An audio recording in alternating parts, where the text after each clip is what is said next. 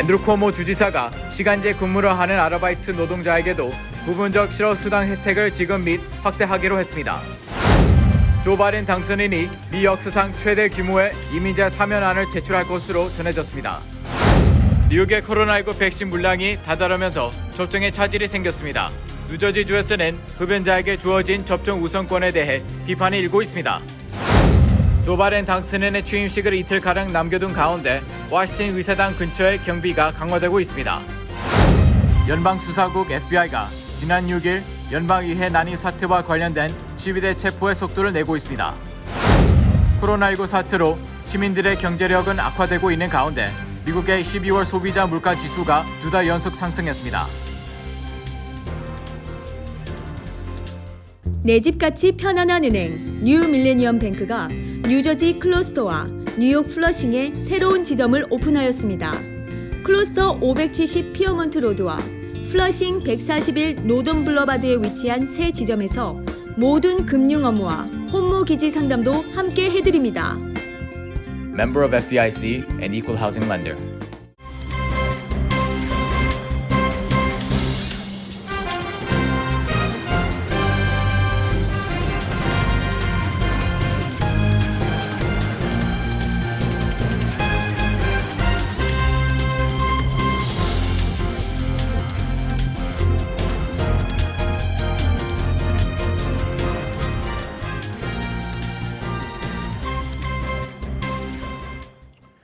여러분 안녕하십니까? KBTV 뉴스 9 이창원입니다. 오늘 앤드루 쿠오모 주지사가 뉴욕주 전역에 걸쳐 실업수당 혜택을 늘리기 위한 새로운 제안을 발표하고 즉시 발효시켰습니다. 바로 뉴욕 실업 주민들이 파트타임으로 근무하면 부분 실업수당을 지급 및 확대하겠다는 내용인데요. 주지사실에서 송부한 자료 김은지 기자가 자세히 짚어드립니다. 앤드류 쿠오모 뉴욕 주지사실에 따르면 이 계획은 코로나19로 일자리를 잃은 실업자가 시간제 근무를 할 경우 부분적인 실업수당을 받을 수 있다는 내용입니다. 기존 뉴욕주 실업자에 대한 주간 복지 혜택은 일수에 근거해 25%를 감축해 지급했지만 이 사안은 시간제 근무자에게 불리하게 작용하기 때문에 일수가 아닌 근무한 시간을 근거로 해 계산하기로 했습니다. 이 새로운 계획에 따라 뉴욕의 실업 주민들은 일주일에 최대 7일, 최대 30시간, 최대 급여 $504를 수령하며 근무할 수 있습니다. 또 하루에 최대 10시간 이상은 근무할 수 없습니다.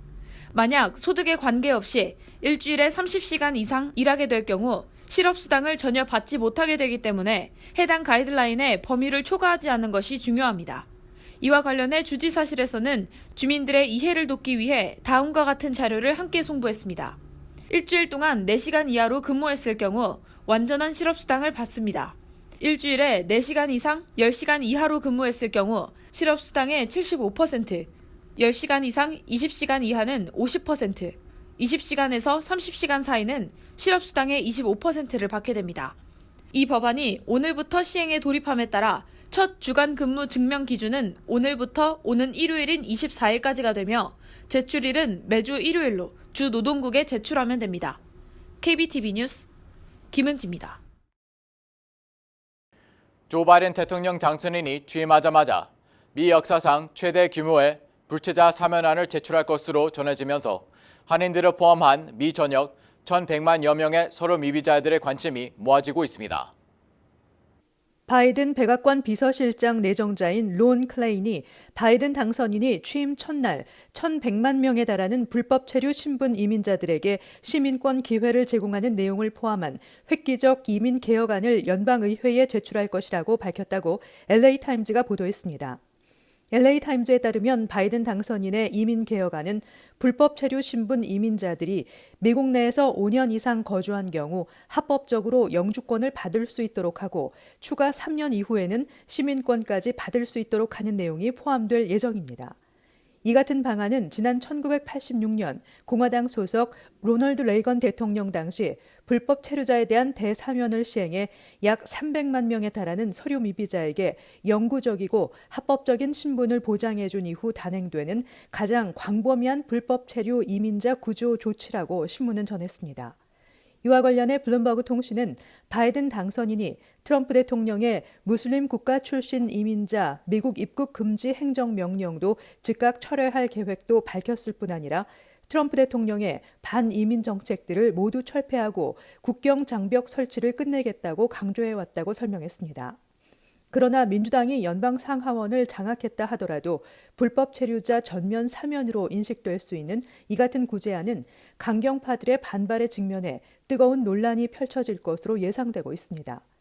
한편 바이든 당선인은 코로나19, 경기 침체, 기후변화, 인종 불평등을 가장 시급히 해결해야 할 4대 과제로 제시하고 취임 후 열흘 동안 대대적인 대통령 행정명령과 관련 조치들을 통해 트럼프 정책들을 개혁해 나갈 것으로 보입니다.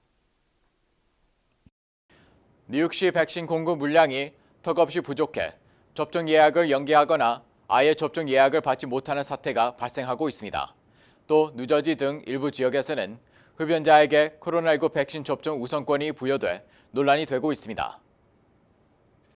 마운트 사이나이 병원은 백신 공급 물량 부족으로 지난 15일 금요일부터 19일 화요일까지 예약된 모든 접종을 취소한다고 밝히고 물량이 확보되면 백신 접종을 재개할 것이라고 전했습니다. 또한 19일 이후로 예약된 접종 대상자들에게도 계속해서 지연 상황을 업데이트할 예정이라고 말했습니다. 뉴욕대학 랭곤 메디컬 센터 역시 백신 물량 부족으로 더 이상의 예약은 접수받을지 않을 것이라며 추가 물량이 언제 얼마나 도착하게 될지 알 수 없는 상황이라고 말했습니다. 이에 따라 뉴욕시는 연방정부와 제약회사 측에 생산과 유통을 즉각 확대해달라고 요청했습니다. 뉴욕시는 지난 금요일까지 총 80만 500개의 백신을 공급받았으며 이 중 33만 7,518개를 사용했습니다. 그러나 공급받은 백신 중 약 10만 개는 요양원에 할당되었고 일부는 2차 접종용으로 보관하고 있어 사용 가능한 실제 복용량은 적습니다. 이에 따라 이번 주말경 백신 용량이 바닥이 날 전망입니다. 이런 가운데 브루클린에서는 예약 없이도 백신 접종이 가능하다는 허위 정보가 SNS를 통해 퍼지면서 수십 명의 주민들이 줄을 서서 대기하는 해프닝까지 벌어졌습니다. 뉴욕주는 700만 명의 주민들을 대상으로 백신 접종을 마쳐야 하는데 매주 30만 도스의 백신을 수령하는 현 시스템으로는 접종 목표를 달성하기까지는 수개월이 걸릴 전망입니다. 한편 뉴저지주에서는 최근 코로나19 백신 우선 접종 대상을 흡연까지 확대하자 이에 대한 비판이 고조되고 있습니다. 뉴저지 주 정부는 지난주 65세 이상 고령자나 당뇨병과 심장질환 등 각종 질환을 앓고 있는 주민 외에도 흡연자를 코로나19 우선 접종 대상에 포함했습니다. 흡연이 코로나19 치명 가능성을 높인다는 질병통제예방센터 CDC의 지침과 백신 접종 희망자가 당초 예상보다 적어 백신 재고량이 충분한 데 따른 조치였습니다. 그러나 교사 등 일부 직업군이 필수 접종 대상으로 포함되지 않은 상황에서 흡연자에게 우선권이 허용된 사실이 비판이 받고 있으며 흡연은 객관적인 증명이 불가능하기 때문에 누구든 흡연자라고 선언을 하면 65세 미만이라도 백신을 맞을 수 있게 됐다는 것도 문제가 되고 있습니다. 현재 흡연자에게 백신 접종 우선권을 부여한 곳은 뉴저지와 미시시피주이며 메인과 매사추세츠, 노스캐롤라이나주는 흡연자도 백신 접종이 필요하다는 점을 인정했지만 우선 접종 대상에 포함하지 않았습니다. 오는 20일 조 바이든 대통령 당선인의 취임을 앞두고 취임식이 열리는 워싱턴 DC가 전면 봉쇄됐습니다.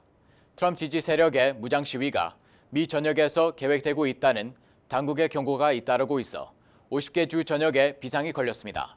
이 가운데 도널드 트럼프 대통령은 워싱턴 DC 외곽의 앤드루스 공군기지에서 별도의 이임식을 열 계획인 것으로 알려졌습니다.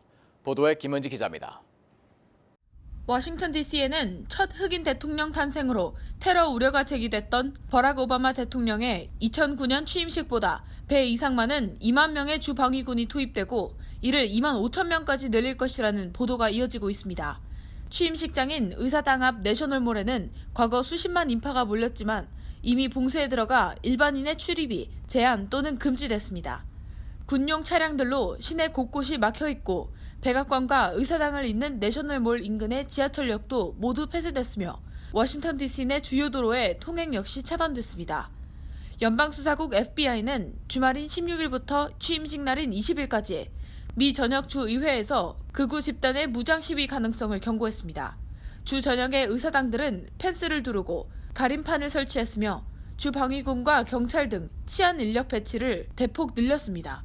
뉴저지주는 주 정부 직원들에게 취임식 당일 재택근무를 지시했습니다.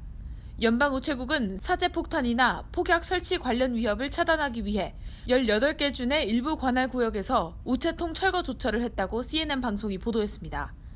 한편 트럼프 대통령은 20일 오전 앤드류스 공군기지에서 마지막으로 대통령 전용기 에어포스1을 타고 플로리다로 향할 예정인데 그 직전 비행장에서 의장대 사열과 21발의 예포를 쏘는 대대적인 행사를 열 것이라고 USA 투데이가 전했습니다.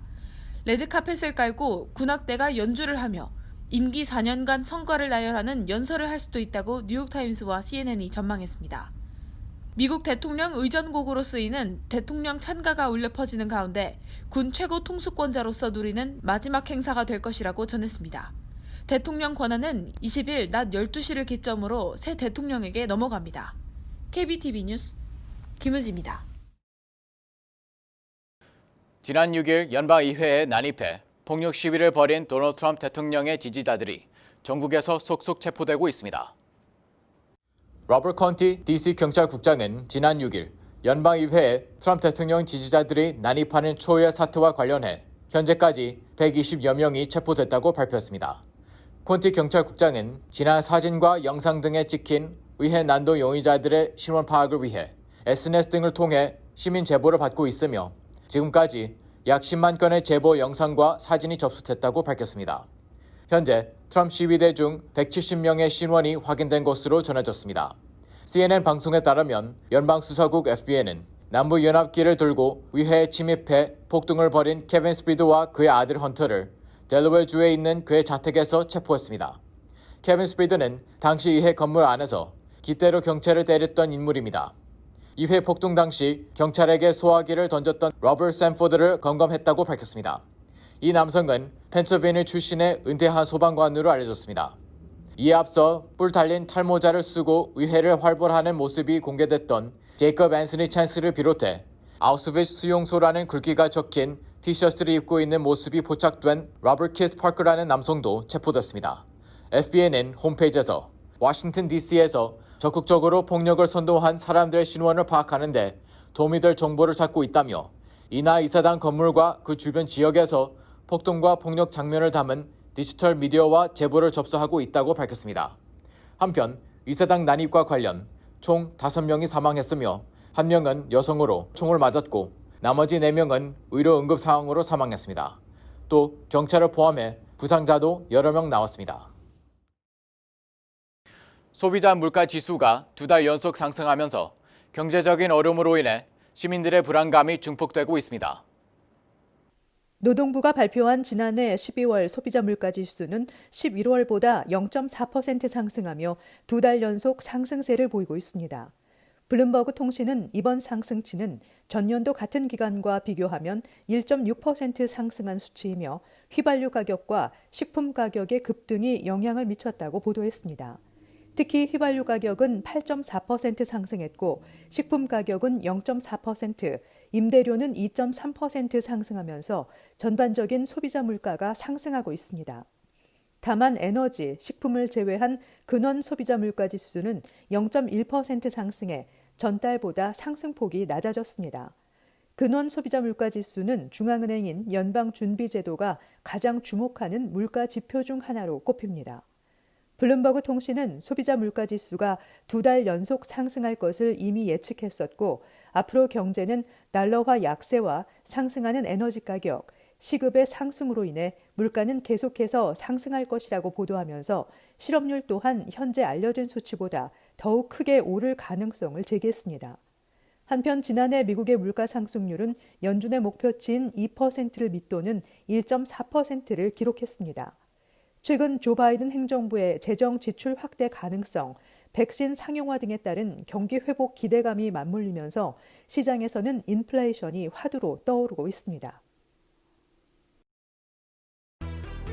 국세청이 오는 2월 12일부터 소득세 신고를 접수하며 마감은 예년과 같이 오는 4월 15일이라고 밝혔습니다. 올해 일정이 예년보다 늦어진 것은 지난해 12월 27일 연방정부 예상과 함께 통과된 코로나19 경기부양책으로 인해 세법 규정 변화로 추가적인 조세 시스템 점검이 필요했기 때문이라는 설명입니다.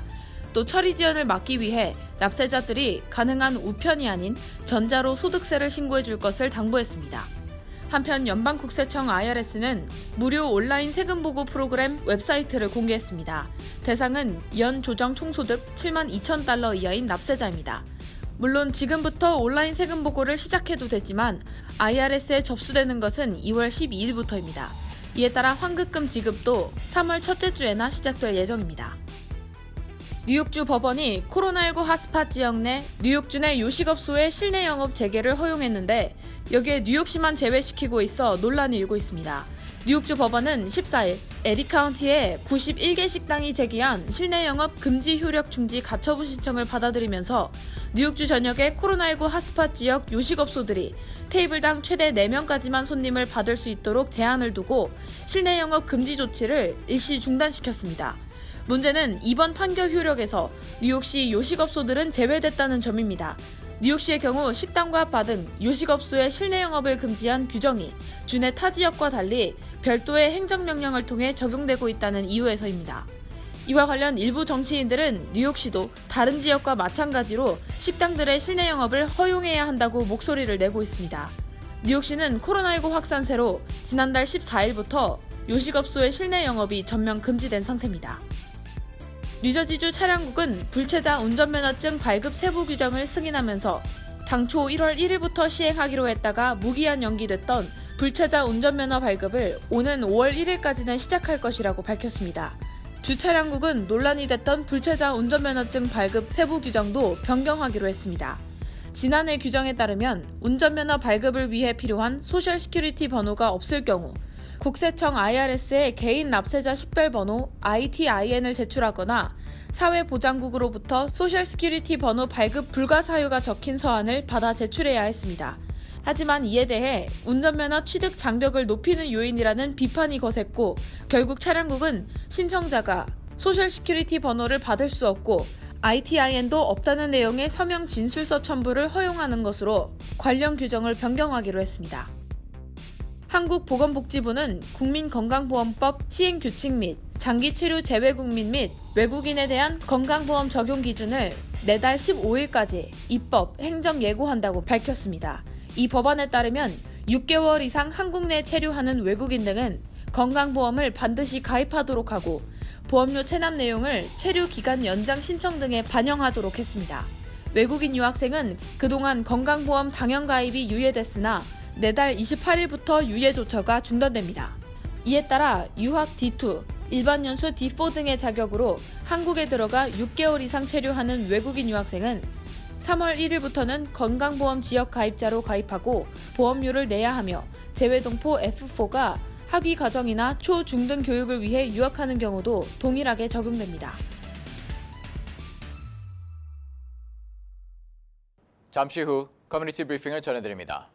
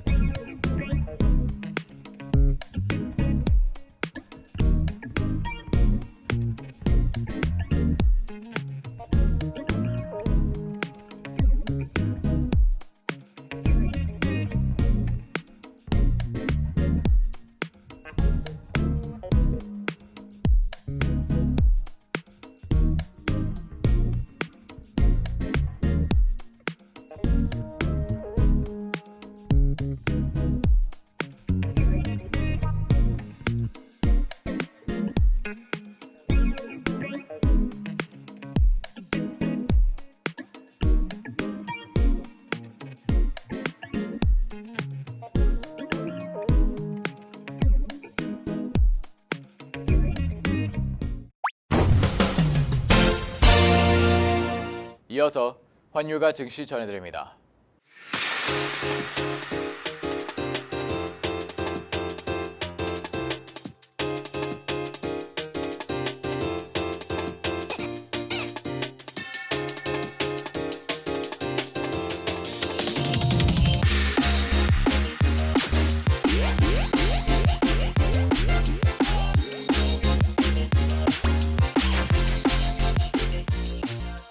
잠시 후 뉴욕과 뉴저지 날씨 전해드립니다.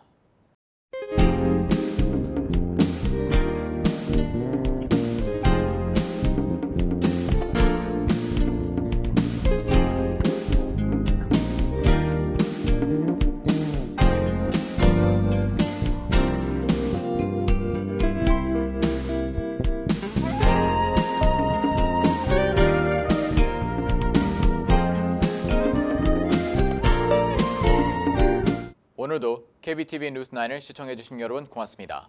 저희는 언제나처럼 매일 밤 이 시간에 찾아뵙겠습니다. 편안한 밤 보내시기 바랍니다.